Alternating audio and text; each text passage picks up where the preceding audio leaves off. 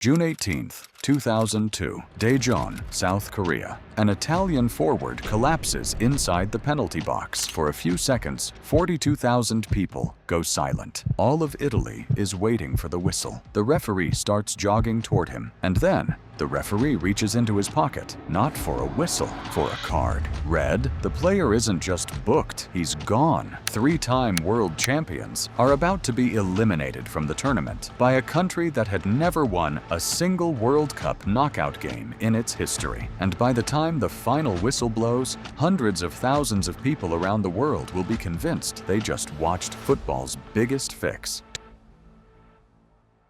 To understand how strange this night got, you need to understand what South Korea's 2002 World Cup actually was. South Korea and Japan were co-hosting the tournament, the first ever held in Asia. And for the host nation, expectations were modest at best. South Korea had played at 5 previous World Cups. They had never won a single match in the knockout stage. But under Dutch manager Guus Hiddink, something changed. South Korea opened with a 2-0 win over Poland, then a draw with the United States, then, stunningly, a 1-0 win over Portugal, a genuine footballing power. Suddenly, the co-hosts weren't just participating, they were topping their group, waiting for them in the round of 16. Italy, 3-time world champions, a squad stacked with legends: Paolo Maldini, Francesco Totti, Christian Vieri, a young Gianluigi Buffon in goal.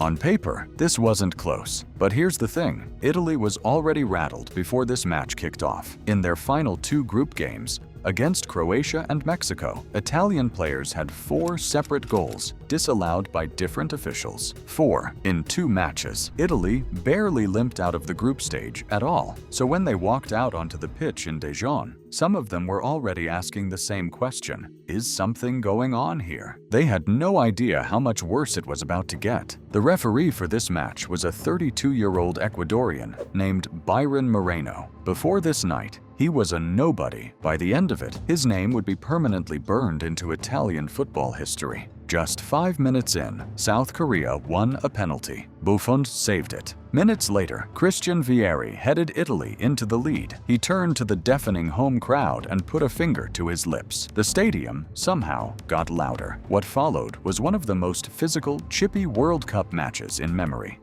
Vieri accidentally elbowed a Korean defender in the nose. No card. Totti caught another Korean player in the face going up for a header. Paolo Maldini took a boot to the head in a challenge many neutral observers thought should have been a straight red. Nothing happened. Moreno let it all breathe. Then, in the 88th minute, agonizingly late, South Korea equalized, 1-1. The match and Italy's tournament was going to extra time. And in 2002, extra time meant something brutal: the golden goal. The next team to score wins instantly. Game over. Extra time begins. And this is where the match tips from controversial into something Italians still talk about with genuine anger more than 2 decades later. In the 103rd minute, Francesco Totti drives into the Korean box. He goes down under a challenge. Was it a penalty? Replays are genuinely debated on this one, even now. But Moreno didn't award a penalty. He reached for his pocket. Totti had already picked up a yellow card earlier in the match. This was his second.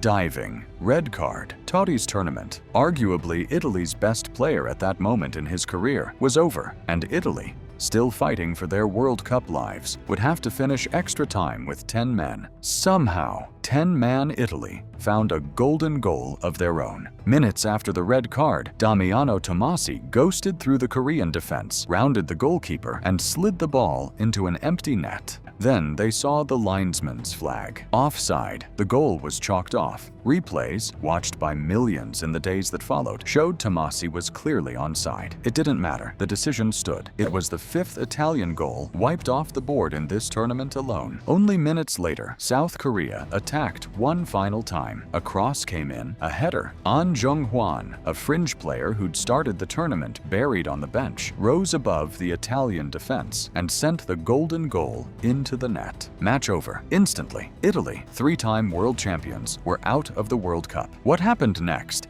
tells you everything about how deep the anger ran. Within days, an estimated 400,000 emails from furious Italian fans flooded into FIFA's complaint system, so many that it reportedly crashed their servers. But the strangest part of the aftermath happened in Italy itself, to a player who wasn't even on the Italian team. An Jung-hwan, the golden goal scorer, happened to play his club football in Italy on loan at a Serie A club called Perugia. The very next day, Perugia's outspoken chairman, Luciano Gucci, went public and declared that An had ruined Italian football and would never be paid a salary by his club again. Technically, Gucci couldn't actually tear up a contract that wasn't signed yet. An was still on loan. Rules stopped him from simply cutting him loose, but Perugia made his life miserable anyway, blocking transfer moves to other clubs, including a reported deal with Blackburn Rovers in England, and effectively froze him out of top-level European football for years, all because he'd scored a goal